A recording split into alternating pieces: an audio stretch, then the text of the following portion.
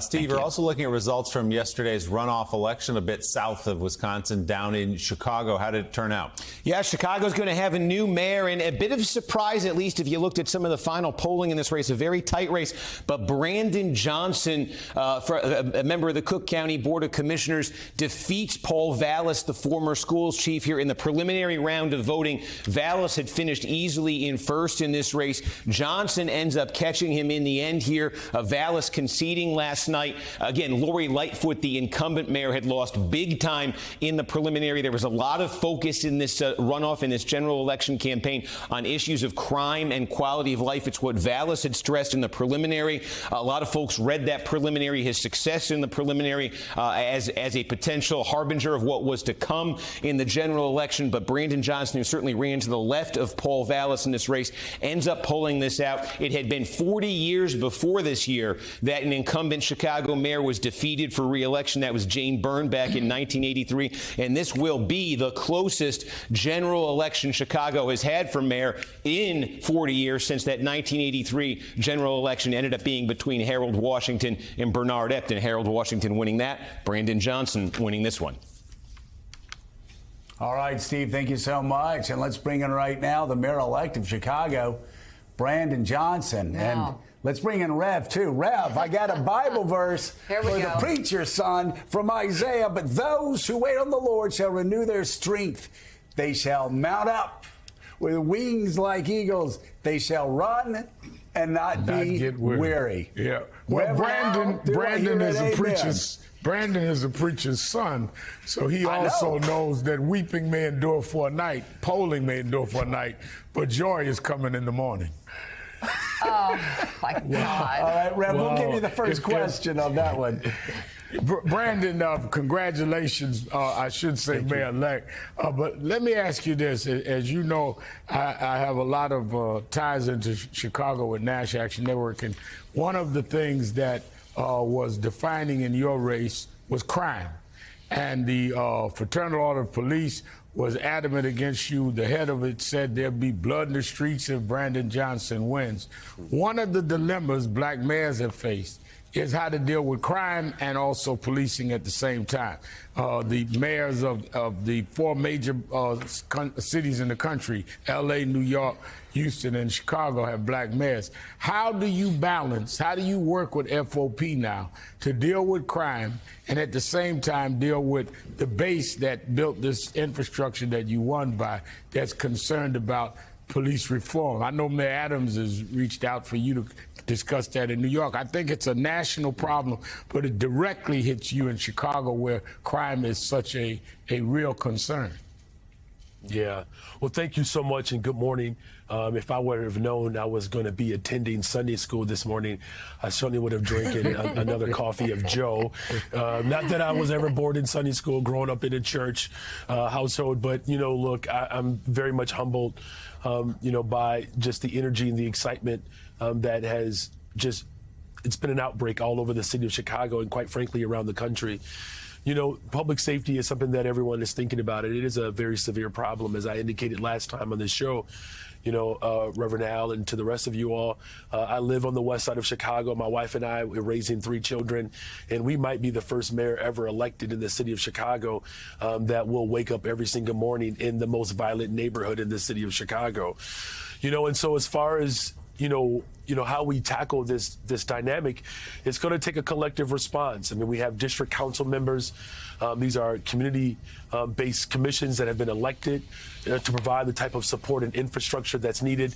The faith community, business owners, that's small and large, you know, our violence prevention organizations, community-based organizations, and of course, the office of the mayor. All of us are going to come together to build a better, stronger, safer Chicago. And what's required in this moment is real collaboration. As I said last night, bringing people together, that's something that I'm actually pretty good at.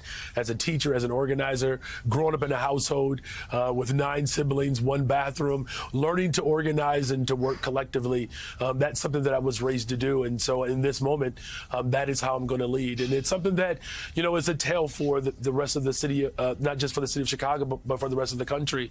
You know, we tend to limit our conversations around toughness and more police officers. And what has been proven over and over again again, that is not a recipe for absolute success. And so our mission in my platform has been very clear.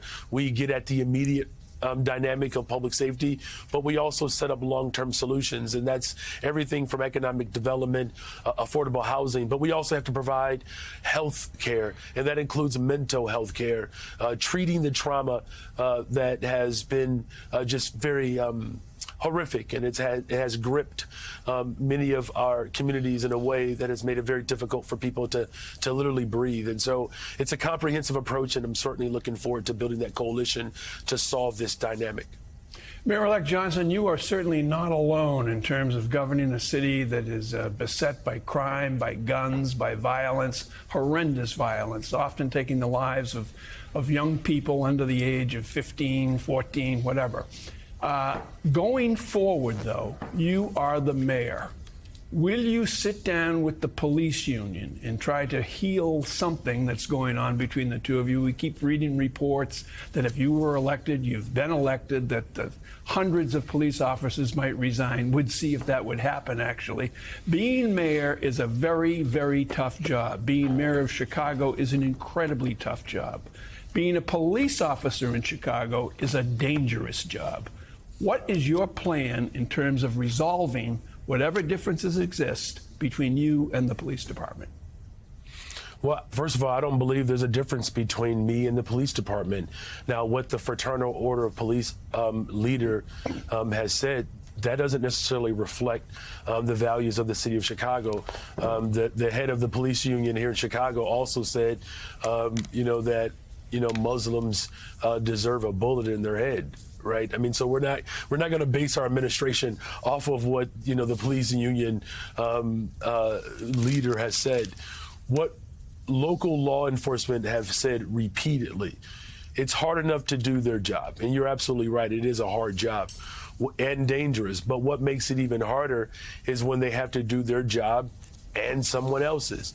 Police officers are showing up to 911 calls, responding to domestic challenges that, quite frankly, should have a mental health support person there that leads that interaction.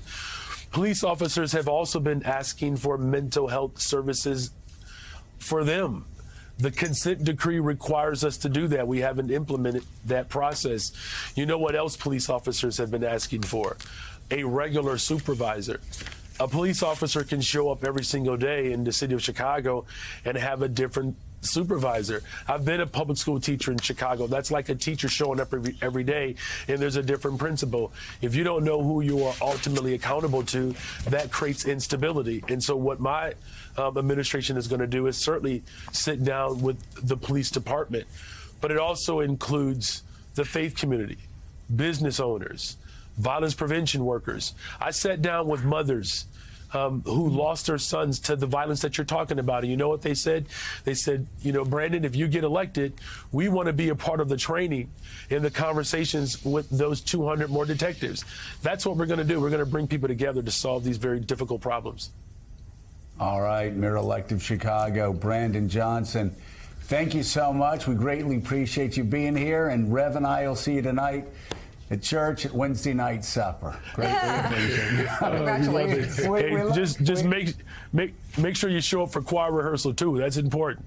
And we're trying to get Deacon Lindsey Graham to raise the offering.